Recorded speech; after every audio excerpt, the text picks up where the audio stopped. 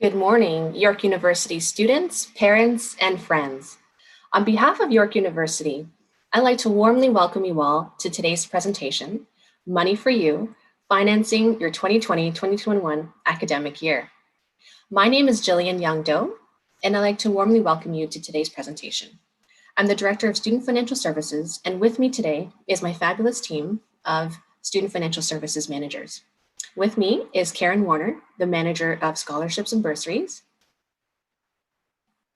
We also have Sobi Fanos, the Manager of OSAP and Financial Aid Processing.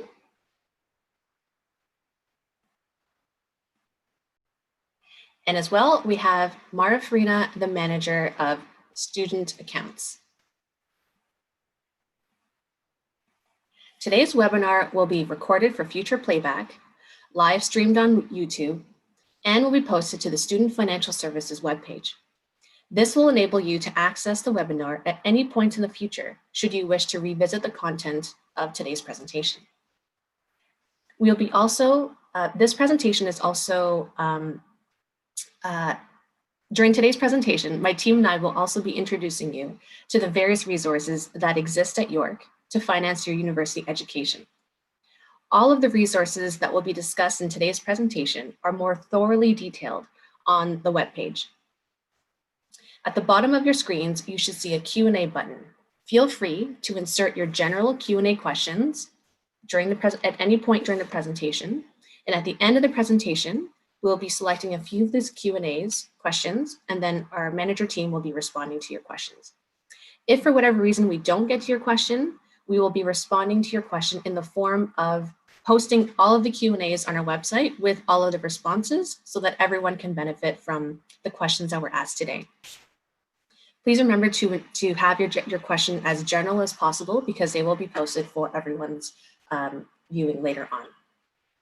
So whether you're a first-year student, upper-year student, domestic or international student, the goal of today's presentation is to increase your awareness of the various avenues of financial support available to you. We hope to impart value-added knowledge that aids in maximizing your funding across your academic year so that your focus and attention will be on your studies and not your finances. Before we begin, I'd like to start with a land acknowledgement. York University recognizes that many Indigenous nations have long-standing relationships with the territories upon which York University campuses are located and which precede the establishment of York University. York University acknowledges its presence on the traditional territory of many Indigenous nations. The area known as Toronto has been taken care of by the Anishinaabe Nation, the Haudenosaunee Confederacy, and the Huron-Wendat. It is now home to many First Nation, Inuit, and Métis communities. We acknowledge the current treaty holders, the Mississaugas of the Credit First Nation.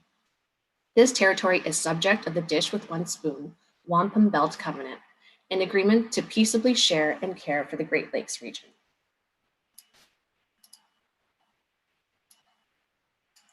In terms of what we'll be discussing today, Karen Warner, the Manager of Scholarships and Bursaries, will be discussing how to maximize your chances of receiving scholarships, awards, and/or bursaries. She'll also be exploring how on-campus employment and research opportunities can be sought.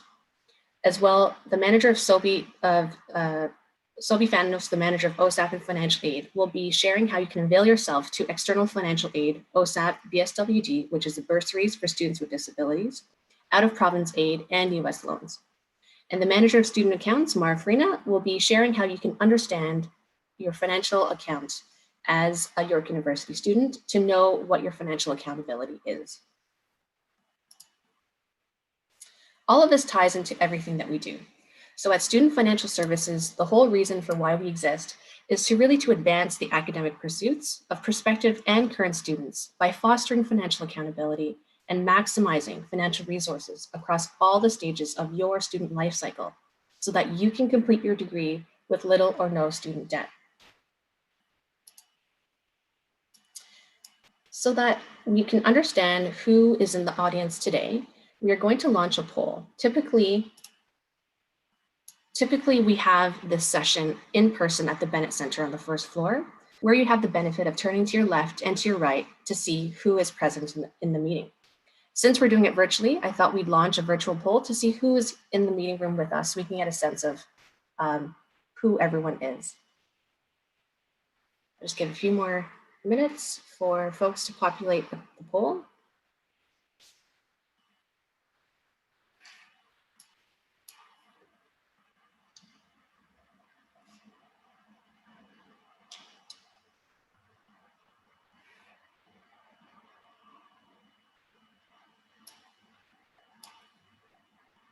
I'll give 5 more seconds.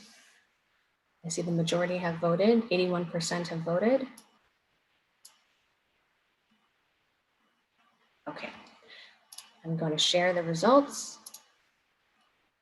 There we go. So we can see that the majority of attendees today are first-year domestic students, followed by, at 32%, followed by first-year international students at 14%, which is fantastic. Firstly, I'd like to welcome you all, first-year domestic and international students to York University. Welcome to the York Lions University of York University. We're really proud, and we hope that you find this session very valuable for your personal learning, and we hope that it's a great first introduction to the various resources that exist here at York. We also see 12% of domestic graduate students and 8% of international graduate students. That's fantastic. We have a lot of support available to graduate students as well that we'll get into. And we see a good distribution of upper year students, of second year, third year, and fourth year students.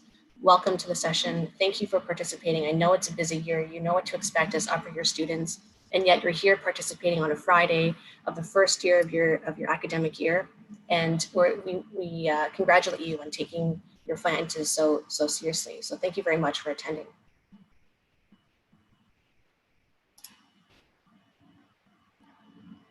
We're now going to launch a second poll.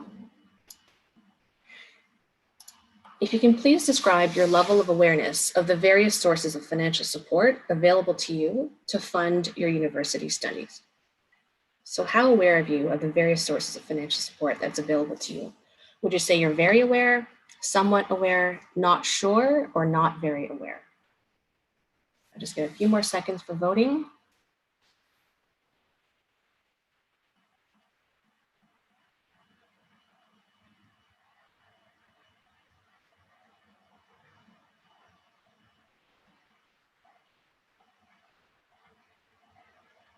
Okay.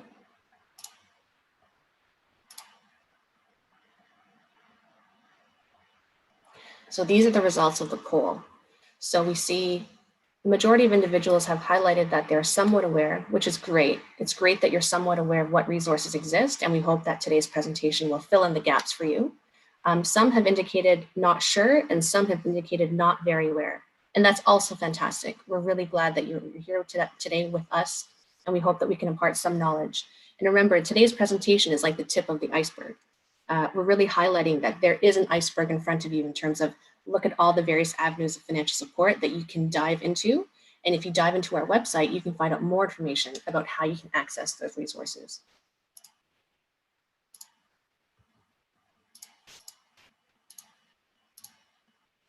So now I'm going to pass the presentation over to my colleague, Karen Warner, who will discuss scholarships, awards, and bursaries. Hello, everyone. I want to thank you guys for joining us today. As Jillian told you, I'm going to be speaking about our scholarships, awards, and bursaries, and about our work study program. So in terms of scholarships, awards, and bursaries, just go to the first slide there, Jillian. I want to let you know that York University provides a lot of funding to our students. Last year alone, we gave out about $34 million in funding to our undergraduate students. And of course, our graduate students, many of them are able to take advantage of funding packages as part of their experience at York. I wanted to start off by giving you a bit of a definition of what it is. What is a scholarship, award, or bursary? So scholarships are largely merit-based, based on your academic performance. And when we're looking at entrance awards for an undergraduate student, that's typically a minimum average of 80% or higher. And as you're progressing through your years of study, we're looking at about a 7.5 GPA or higher, so about an A average. Awards take into consideration both your academic performance as well as non-academic criteria. So quite often, if you're looking at awards, you will see other criteria such as financial need, community service, and leadership. What's important to note is that at York University, any scholarships or awards that you receive are reflected on your academic transcript. So you, in addition to the financial support, you get the prestige of having it reflected on your transcript. Lastly is our bursaries program, and our bursaries program is designed to assist students with financial need. So we actually have two cycles of awards adjudication. One is our entrance awards program. If you are an Ontario high school student or a domestic high school student entering York University in an undergraduate degree program, or you're an international student who is coming out of high school and completed your high school studies in the domestic curriculum or Canadian curriculum, and you have an average of 80% or higher, you would have qualified for our York University Automatic Entrance Scholarship. The value of that scholarship is based on your final average, and those scholarship amounts should be reflected on your student account statement at this point. If you have not seen it on your statement, you can email us at bursary@yorku.ca with your name and your student number and submit your inquiry there, and we'll follow up on that for you. This year also, in recognition of how challenging things are for our international students who don't have the same level of financial support that our domestic students have, we've implemented a one-time only international award valued at $2,000. So all undergraduate international students registered this year will be receiving the $2,000 award. It is going to be reflected under one of the three names indicated here. So the International Scholarship of Merit, International Award of Merit, or International Grant, and that distinction is dependent on where you are with your admission average or your in-course average. So again, those scholarships should be on your account at this point. Again, you can contact us via bursary@yorku.ca to follow up if you're not seeing that on your account. Aside from our entrance awards exercise, we give out much of our funding during the in-course awards exercise. So at York University, the application for students to be considered for those awards that require an application is the student financial profile. That's our online application. We actually use this tool for three programs. It's our undergraduate scholarships and awards program, our work study program, and our undergraduate bursary program. So three undergraduate programs. Graduate studies also uses this for adjudication for their awards. So the only students who would not be using this tool to apply for awards are graduate students in School of Business and undergraduate students who are in Osgoode Hall Law School. Those two faculties have their own application process, and you would apply for funding through their own tool for their awards. But all other programs can apply for funding through using the student financial profile. And of the students, we have about 40 some odd thousand undergraduate students at York. About half of those received funding through our scholarships, awards, and bursaries program last year. The next couple of slides, I'm going to show you some of the screens that you'll encounter in the student financial profile that I just want to highlight. And if you complete these fields, it gives you a better opportunity or a better chance of receiving funding. First of all, when you log in and you go into the SFP using your Passport York login, you'll see this initial page where it asks you to identify which program you're applying to. So I wanted to highlight this because, of course, we want you to apply for everything. So the tip that I'm going to give you for this page is just select all three options when you're completing the student financial profile so you can be assessed for everything that you may be eligible for. Another slide that you'll see in the profile is the additional personal information slide. So this is completely optional, but what we do with the information that we get from this is it allows us to match students to funding opportunities. So on this particular page, as you can see, you can identify if you're a student with a permanent disability. You can self-identify as a first-generation student. So if you're the first generation in your family to have attended post-secondary studies inside or outside of Canada, you can identify as a visible minority. And if you're an Indigenous learner, you can also self-identify here. And again, this is all completely held confidential, strictly used for the purpose of matching you to funding opportunities that may be available to you. There's also a page that asks you to list your extracurricular activities. So if you recall, when I talked about awards, you'll note that many of the awards that we have, donors, specifically our donor awards, they're looking for students who are engaged in the community. So there's a couple of tips I want to give you for filling out this table. One of which is to be strategic. Can you just go to the next slide there, Jillian? We want you to be strategic. We want to make sure that you're listing on that table the opportunities or activities that you're involved in where you're demonstrating leadership skills. And if you've had a long period of participation in a particular area, that's also relevant. We want to see that students are actively engaged and have been for some period of time. I know that this can be challenging because sometimes students' personal circumstances make it such that they don't have the time or ability to engage in these activities. So I'm going to speak to that a bit in the personal statement, which is the next field that I want to talk about. So there is a personal statement field. As you can see, it's a maximum 2,000 characters. So it's not a lot of space, but we really want you to provide a statement. We often eliminate students from consideration just because there's no personal statement. And quite often donors want students to speak about their experiences. So a couple of tips about completing this page is, hey, don't miss this step. This is your opportunity to tell us about yourself. As I mentioned, if you're not able to participate in extracurricular activities, this is your opportunity to tell us a little bit about your life circumstances so that we can bear that in mind when we're assessing for awards. We also want to know, what are your values? What are your goals? What are the barriers that you've overcome? And then speak back to the involvements that you spoke about in the table. So if you did reference some kind of activity that you're involved in, talk a bit more about that. What was the leadership? What did you learn from that leadership experience, etc.? So really critical in terms of filling out the application to its fullest. Last but not least, we don't want you to forget to submit. Many students get to the final page, they save the application, they don't hit the submit button, and they lose out. So we want to make sure once you've completed the student financial profile that you hit submit so that we can actually see it on the back end. As you can see, for those students who do qualify for funding, the average award value is about $1,250. So again, don't forget to do that. The deadline date to apply for undergraduate scholarships and awards is October the 15th. If you are receiving funding from the university, you will be notified either in writing or by email, telling you what you're getting and the amount, the value of the award. All funding that's issued by the university is automatically applied towards your account to help reduce your outstanding balance. If, however, it creates a credit on your account, so you've either paid off all of your tuition already and owe nothing to the university, or it pays whatever you do owe and still creates a credit, students are eligible to request a refund. So if you visit our refunds page, you will see you'll have the ability to submit a request yourself for the refund, but also more importantly, we want you to provide us with your banking information. Particularly at this time, we are straying away from issuing any kind of checks as we continue to work remotely. So we want to make sure we can get the funding out to you. And the best way to do that is for you to give us your banking information so we can directly deposit the funds to your bank account.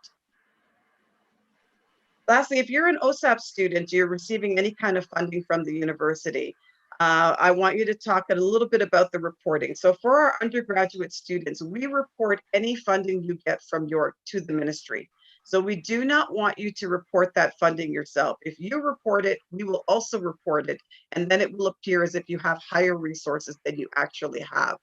So you should see that communication in any letter that you have. It's in the offer letter, I believe. So anything for undergraduate students, York will report. For graduate students, the picture is a little bit different. For one, the ministry requires graduate students to report the funding package on their OSAP application as income. So we recommend you report that under the scholarships, bursaries, and awards field on your OSAP application. In addition, if you receive any additional funding from York University outside of your funding package, make sure that you check your letter, your notification letter. It should normally give you instructions on whether we will report it or whether you will report it. But the general rule is if it is a merit-based award, so based on your academic performance, you should report it. If it has a financial needs component, we will report it. And then if you are receiving any types of scholarships external to the university, we are of course not aware of any of that. The onus falls on you as an undergraduate or a graduate student to report that as part of your OSAP application.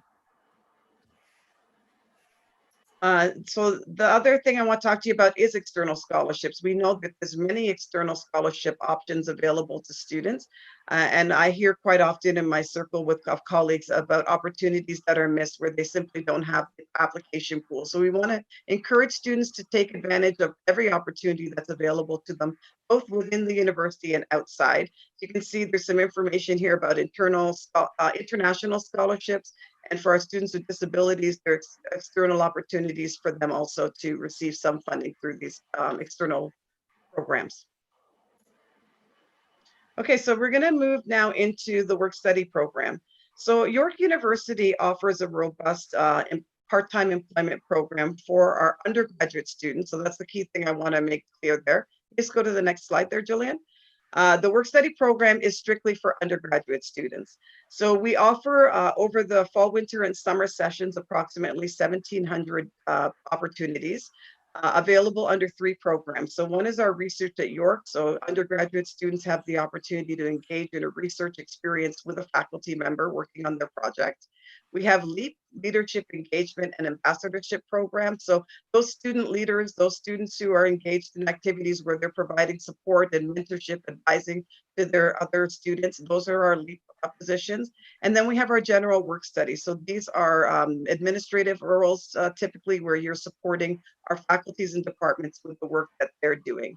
So these opportunities are available to both full-time and part-time domestic undergrad students and to our full-time international undergraduate students. If you're an international student, you are required to have a valid study permit so that we can verify that you are eligible to work in Canada. The wages for the work study program range anywhere from our minimum wage of $14 up to $23 or higher.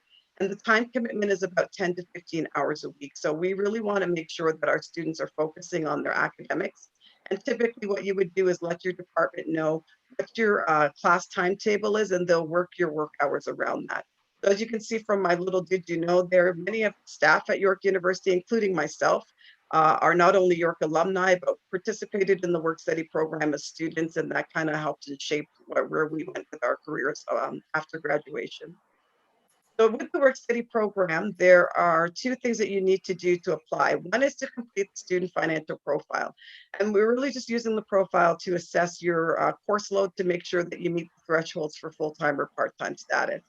And then what you need to do is apply for the job opportunities. So the jobs themselves appear on 2 distinct sites. Our work study and LEAP positions are available on York University's career site. So where anybody at York would go to look at faculty postings, staff postings, etc., is where we post our work study jobs. As you can see, this is a screenshot of that site.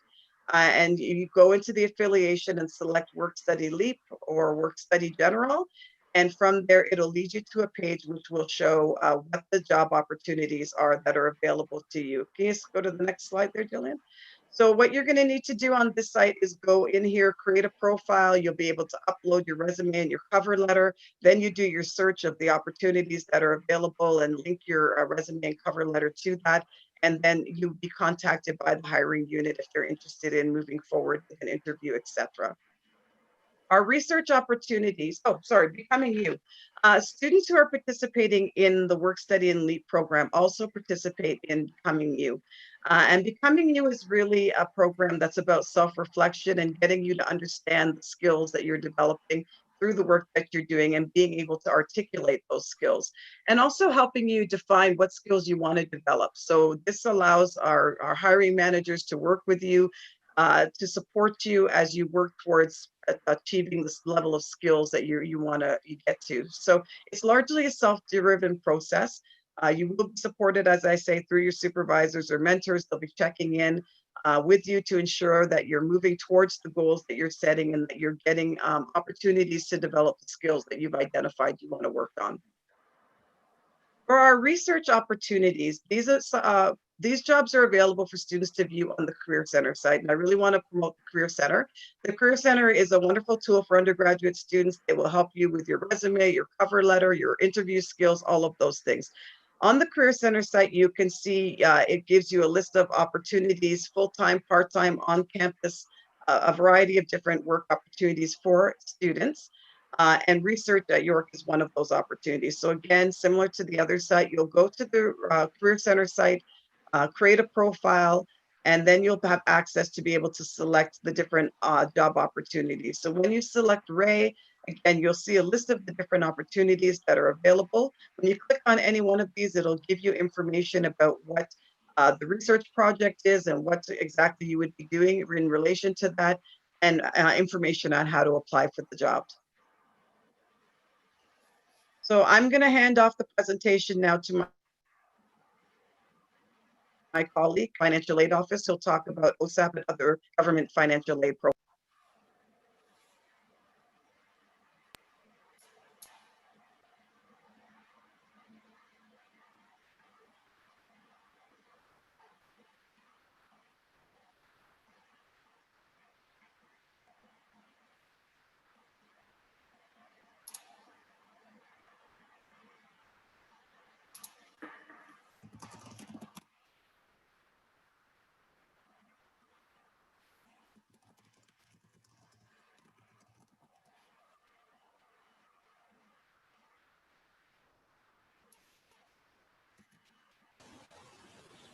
Hello, everyone, and thank you for joining us today in today's session. We hope that we will be able to provide you with government financial or information about government financial aid options that are available for graduate and undergraduate students. Let's start with OSAP.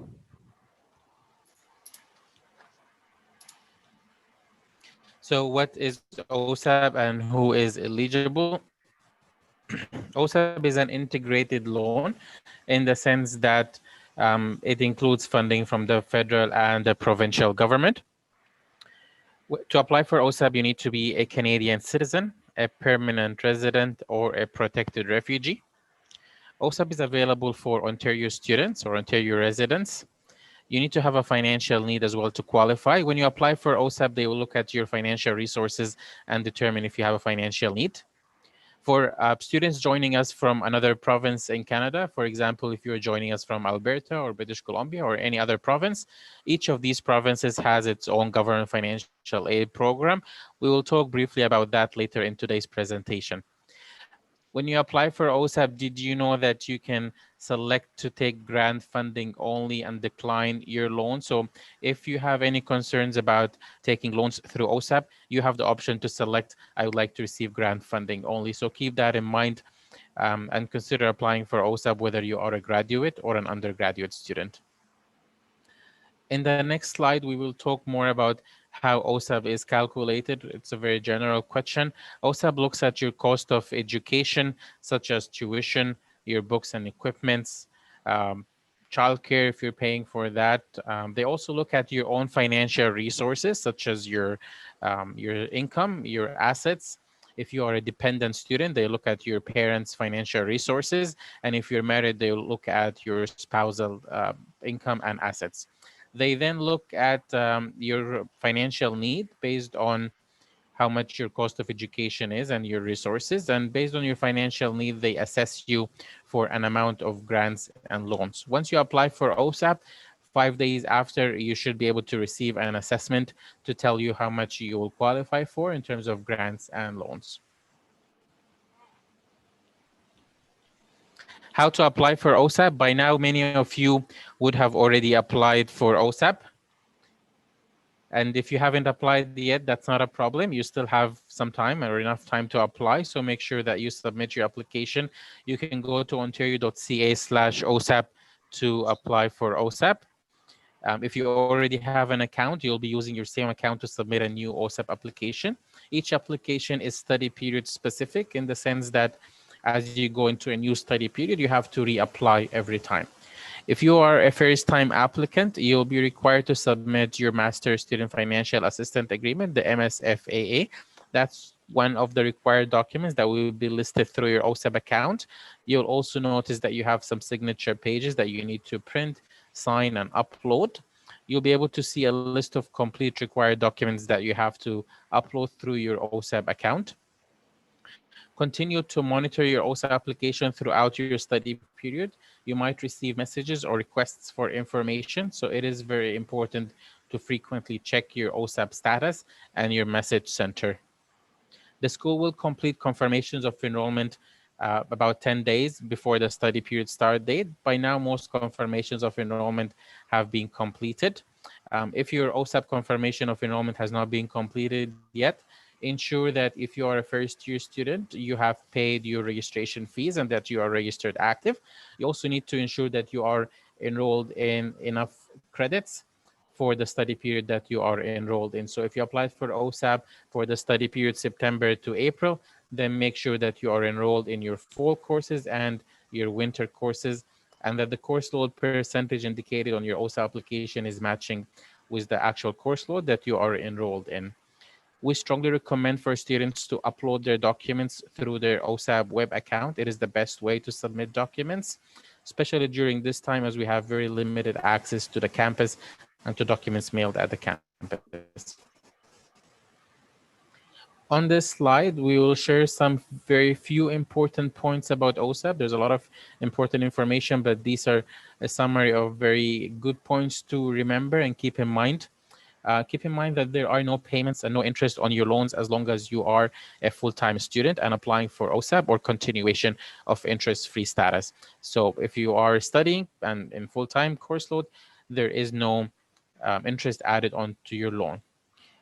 Another important point, if you have any RESP savings that you will be using for your education, that's great. Keep in mind that you do not need to report that as part of your OSAP application.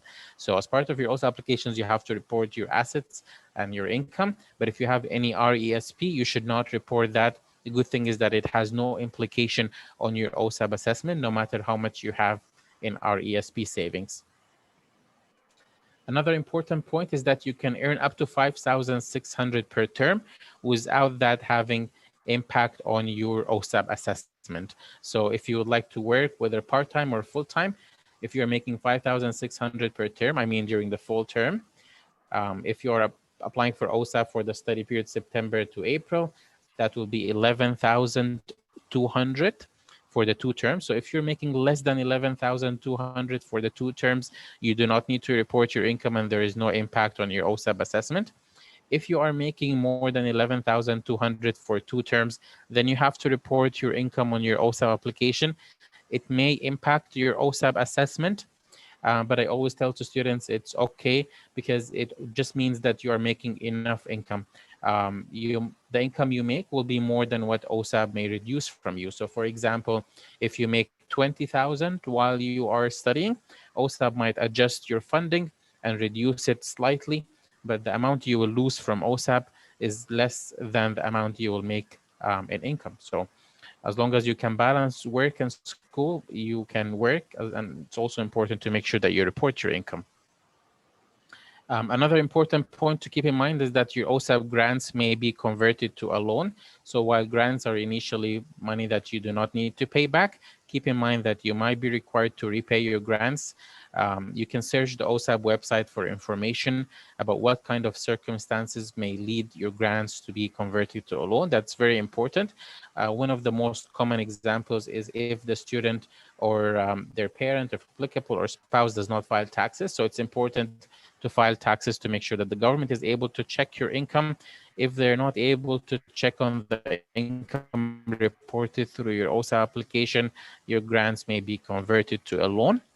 Another common reason for grant conversion to a loan is if you withdraw from school within 30 days of starting, or if you drop to a lower course load during your study period.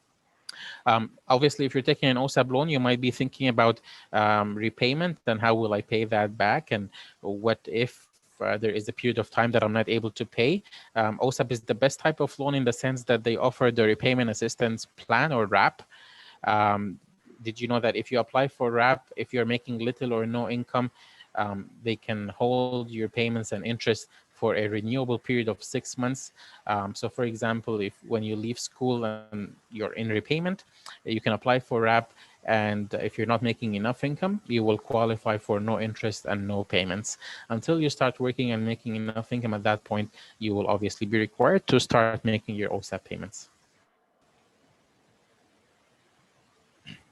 A very common question from students is how to request more funding from OSAP. So OSAP looks at the general cost of living in Ontario when they come to assess students. You may qualify for a review to have your OSAP funding reassessed. You can visit the OSAP webpage, ontario.ca/OSAP. At the bottom left corner of the screen, there is a section for forms, and under forms, you will find all of the review forms that may be applicable for you to request a reassessment of your file. So listed on this slide is 3 common review forms, such as the request to adjust living allowance, the request to adjust local travel if you're commuting to the campus. So for example, if you are a dependent student living with your parents, but you pay them you pay them rent, then you may qualify for the request to adjust living allowance. I encourage you to visit ontario.ca/OSAP and look at the different review forms listed there. Each of the review forms will give you a complete idea of whether you will qualify for this review and what kind of required documents you need to submit. If any of you joining today's presentation or listening into the presentation later, if you are a student with a disability that impacts your post-secondary education, you may qualify for the bursary for students with disabilities, BSWD, and the Canada Student Grant for services and equipments for persons with permanent disability. This is available for full-time and part-time students, and it's available to cover the cost of disability-related educational services and equipments that you may need. So for example, if you need help with tutoring, if you need a special device or a special laptop as part of your education, you may qualify to receive funding through the BSWD program. On the next slide, we will talk about how you apply. So to apply for BSWD, the application is completed in conjunction with one of the disability counselors at Student Accessibility Services. So if you haven't yet registered with Student Accessibility Services and you are a student with a disability, I encourage you to contact the Student Accessibility Services office. You will have a disability counselor who will be able to support you with your educational needs. They can also support you with starting a BSWD application if you qualify to receive funding for specific equipment or service. The deadline to apply for BSWD is 60 days before the study period end date. For our students joining us from another province, you may qualify for government financial assistance aid through your home province. On the York University website, you'll be able to find a link to each of the provincial web pages that can help you to start your application. We encourage you to apply for your provincial aid or for financial aid through your province.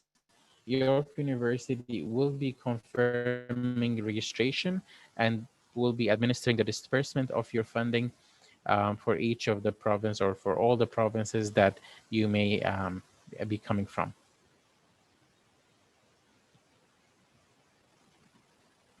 On this slide, this is for students joining us from the United States. If you are a US citizen or a permanent resident studying in an undergraduate or a graduate program at York University, you may qualify for direct loans through the US Department of Education.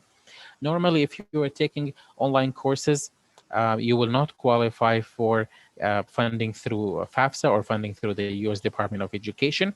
However, in the current circumstances of COVID-19, as an exception for the fall 2020 term, the US Department of Education is allowing funding for students taking online courses.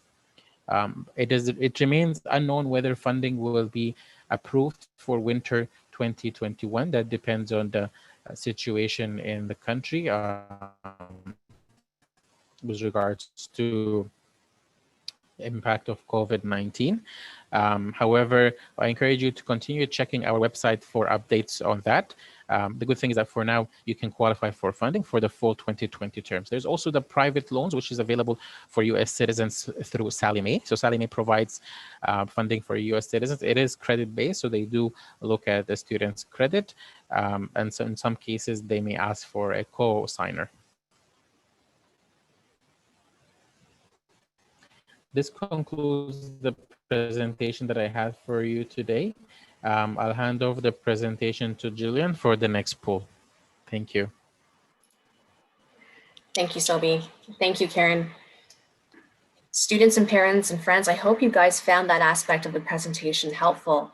We really tried to focus on what avenues of financial support are available to you in terms of internal scholarships, external scholarships, as well as on-campus working opportunities.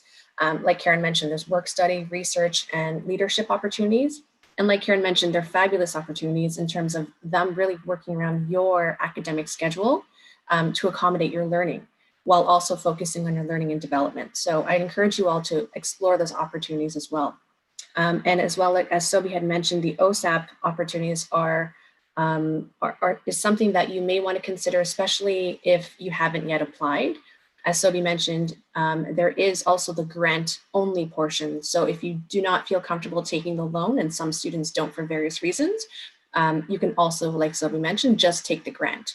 So if you haven't yet applied, we highly encourage you to do so. And again, this presentation will be posted on our website for further information in terms of how to apply and the various steps, but also it's further detailed on the actual content of our website. So at this point, I'd like to launch a third poll, which indicates based on the many options presented to you in this presentation, how likely are you to apply for internal, external scholarships and/or OSAP or other government aid?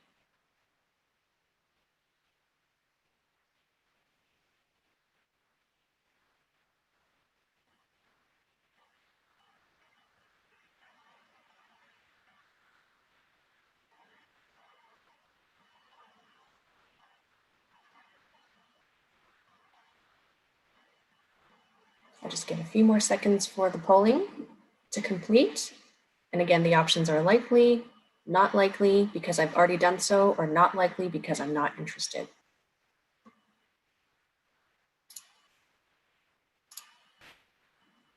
So these are the results. 79% of the audience has indicated they're very likely to apply for internal, external scholarships and/or OSAP or other government aid. And I think that is absolutely wonderful. Again, we are here to help you. Student Financial Services is here to help you. York University is here to help you. We have so many resources available. As Karen mentioned, we have $34 million of scholarships that we give out every year.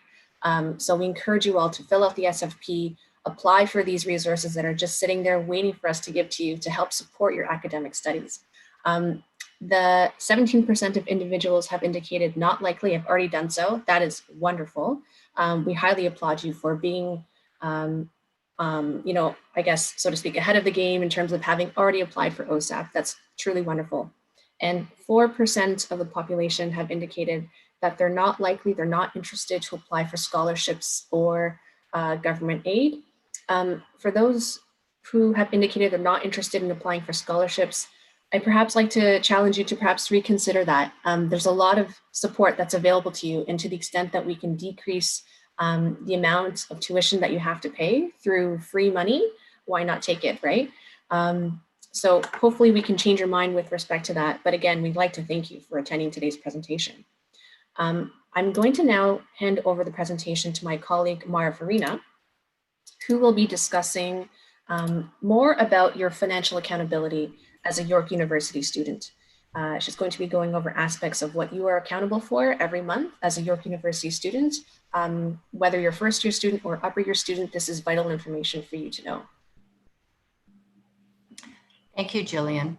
Hi, everyone. I'm happy to see that you have decided to participate in our presentation today. We certainly hope all the information we have provided will be useful.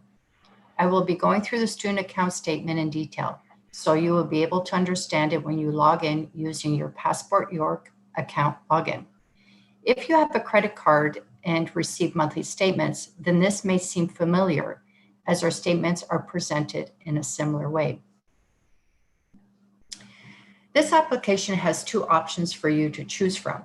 Either you can select View Monthly Statement or View All Transactions. Also included are links on how to pay, understanding your statement, and money matters for current students. Not only are all statements available to view, but you can also view all your transactions as well. The transaction view is real-time, available to you 24/7, and you can access it anywhere, anytime, either through your mobile device or computer.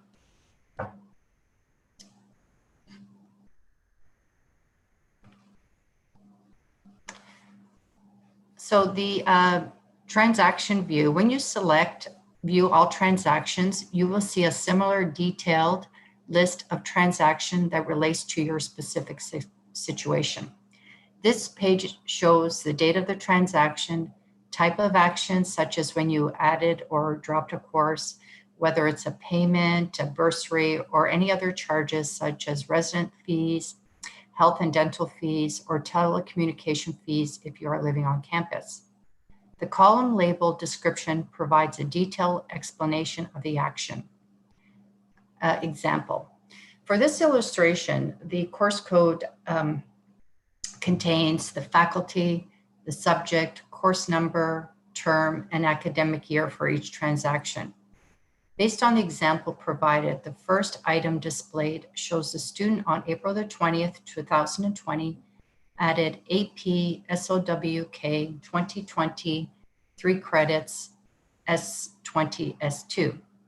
AP is the faculty reference for Faculty of Liberal Arts and Professional Studies. SOWK indicates the department that offers the class. In this case, it's social work. 2020 is the course number. The 3.00 is the credit value of that course, and S references that the course is offered in the summer term. And 2020 was the academic year. So it's very detailed. This student was also charged a tuition of $692.64 for that course. On May the 9th, the student dropped course PSYC, which is a psych course, 3170, a 3-credit summer course, and received a credit of $692.64. Now, if you look at the cumulative balance column, you will see the balance is now less than the previous transaction date because of the drop course. As you work your way up, you will see several payments with the description, payment at financial institution, thank you, and financial aid payment, federal funding. All these payments reduce the outstanding balance. Any amounts that are a positive number will increase your outstanding balance, and any negative numbers will decrease your outstanding balance. All transactions are clearly labeled for your convenience. Also, what is important to know is the description for each transaction will be identical to the one you will see on your monthly statement. The only items that are not included on your student account are library and parking fees. What is great about this view, it has a cumulative balance column so you can easily see your balance at any point in time. Another feature to help you understand your understanding on what transactions appear on your student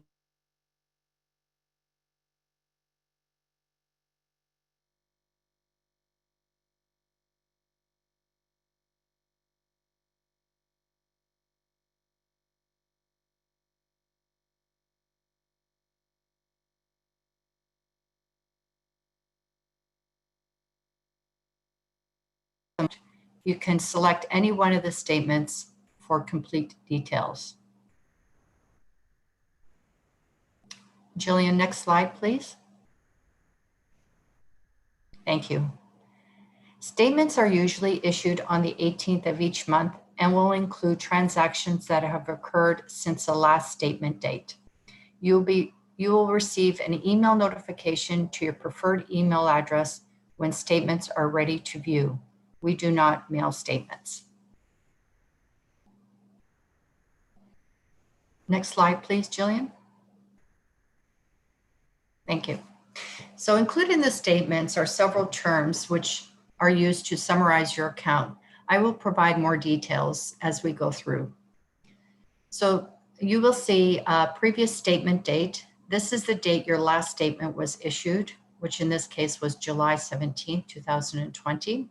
The previous balance is the balance showed on your last statement, which was $9,416.70. Amount due on last statement, this is the amount which had to be paid from the last statement to avoid interest charges. In this case, it was $0. The payments that we received, this is the total payments made to your account since the last statement was issued, and this was also zero, which makes sense because there was nothing due. The present balance, this is the total outstanding balance. This amount may include charges for fees which are not yet due.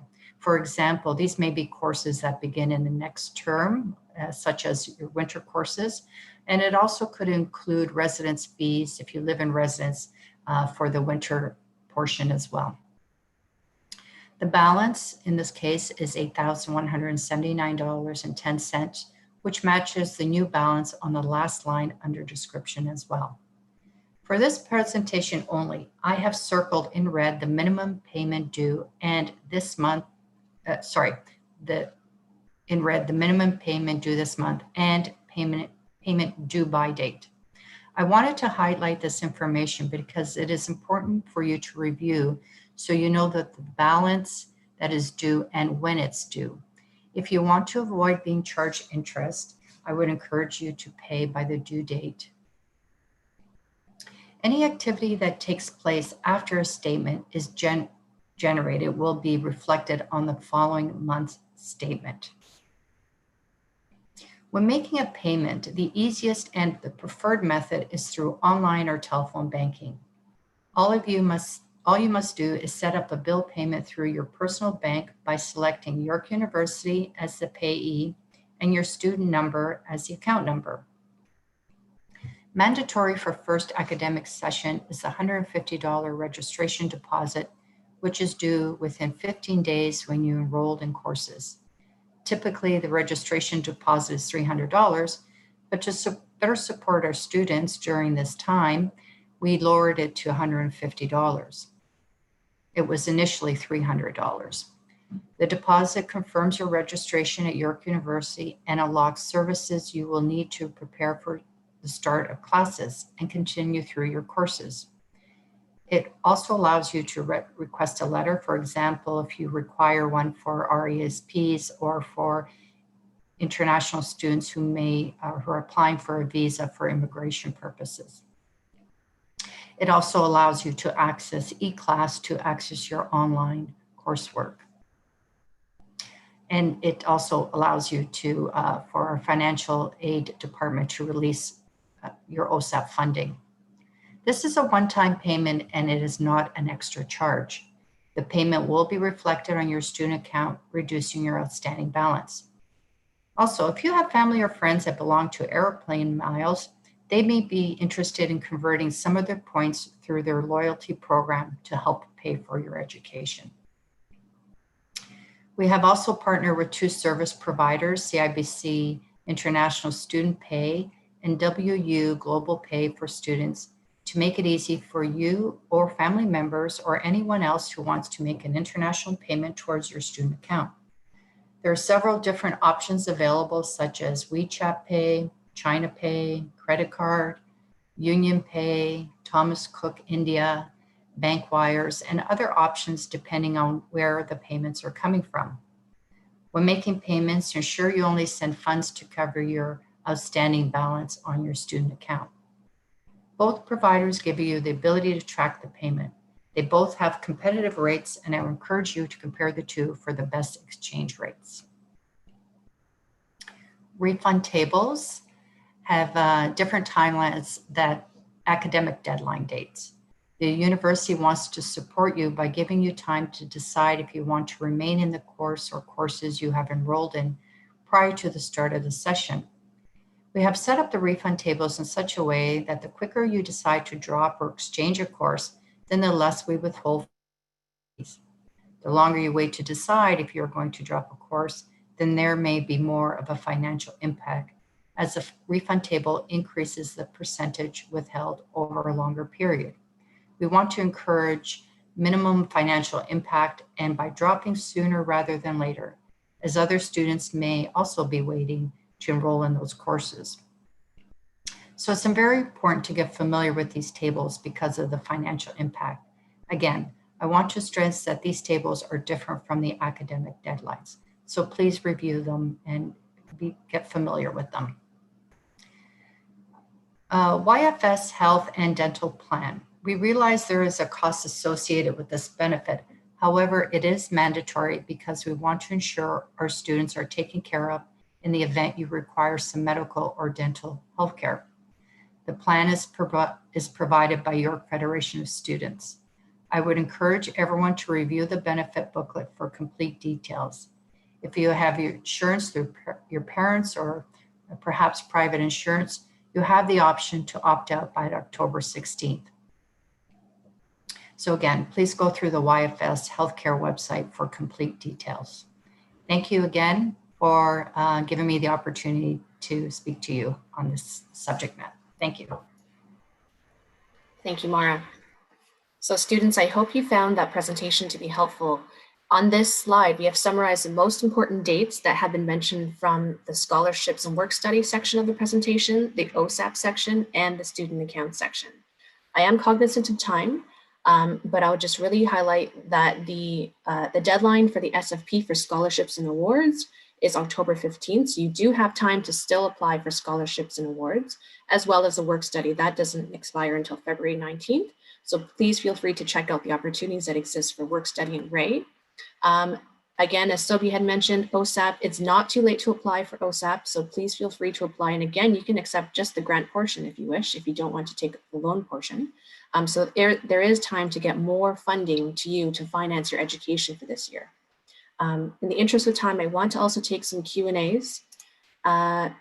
If you have questions about anything in this presentation, feel free to contact Registrarial Services. The phone number is listed here, 416-872-YORK. They also have a live chat that they are powering from Monday to Friday, and the hours are there, as well as Friday from 9 to noon. You can also email them at rscheck@yorku.ca. If you have questions about your scholarships, awards, and bursaries, feel free to email Karen's team at bursary@yorku.ca. And if you're a grad student, feel free to contact the Faculty of Graduate Studies. You can visit the link here for awards and scholarship information. So I'm just going to take a few questions now. I see here, and I apologize, we're not going to be able to get through all the questions, but again, they are going to be posted on our website with a response. Just give us maybe 3 or 4 business days, I'll be able to post it on our website with a response to your general questions. I have a question here. It says, my student account does not show how much is due by September. Can you please help me? So I'm going to ask Mara to assist with this answer. Great question.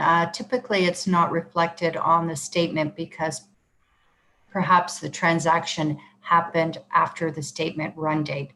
So I would encourage you to then review your next statement, which will be produced on the 18th of September, and you can at that point see what it will be due. Great, thank you, Mara. The next question has to do with the YFS Health and Dental Care Plan. The first question is, when is a deadline? And the second question is, I opted out, but I do not see the reversal. I'm going to ask Mara to address this question as well. The deadline to drop out is, to opt out, sorry, is October 16th. It may not be reflected yet on your student account transaction. Perhaps, so it is administered by the York Federation of Students, and they usually process a reversal once a week. Great, thank you, Mara. We have been responding to a few of these questions actually as we go along. Sobi has just pointed that out, so that's great. But for the benefit of all students, we're going to be posting all questions and all answers so that you have a repository of Q&As for you to consult at any point in time. We're going to answer one more question. Let me just see here.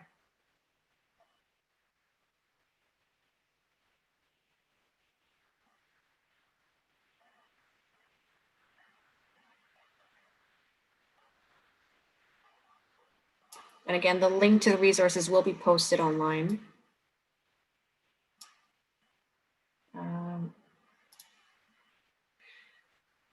Do I get the entrance scholarship automatically? I'm going to ask Karen to respond to that question. I just actually answered that in the Q&A, but the answer is if you're a domestic or Canadian high school student, or you're an international high school student who completed Canadian curriculum, and your final average was 80% or higher, yes, you should qualify for that entrance scholarship. So I would encourage you to check your account to see if it is reflected on your account. And if we haven't yet posted it, please email bursary@yorku.ca. To inquire about it, be sure to include your name and student number so we can look into it for you. Thank you, Karen. I'm just going to ask one more question to Sobi about OSAP. It's an interesting question. The question is, what is the maximum family income that we can have where we can still get OSAP? How much is that family income amount? I'm paraphrasing. But Sobi has answered this question, but for the benefit of everyone in the room, I'm going to allow Sobi to answer for everyone. Thank you. This was a good question. The Ministry of Colleges and Universities does not publish maximum family income for at which point a student should not attempt to apply. The reason is that it varies depending on the number of children that the family has. So if there is one child attending post-secondary school, it will be different from a family that has, for example, 3 children attending post-secondary school. So depending on the number of dependent children that the family has and how many of them are attending school, the family threshold or the family income threshold will vary. The best way to find out is to submit an OSAP application. Once you submit an application, 5 days after, you will know exactly how much you are assessed for. If you do not want to submit an OSAP application, you can also use the OSAP aid estimator on the OSAP webpage. It will take you less than 5 minutes to generate a funding assessment using the OSAP estimator. Fantastic. Thank you, Sobi. I'd like to thank my colleagues Karen Warner, Mara Farina, and Sobi Fanos for joining us today.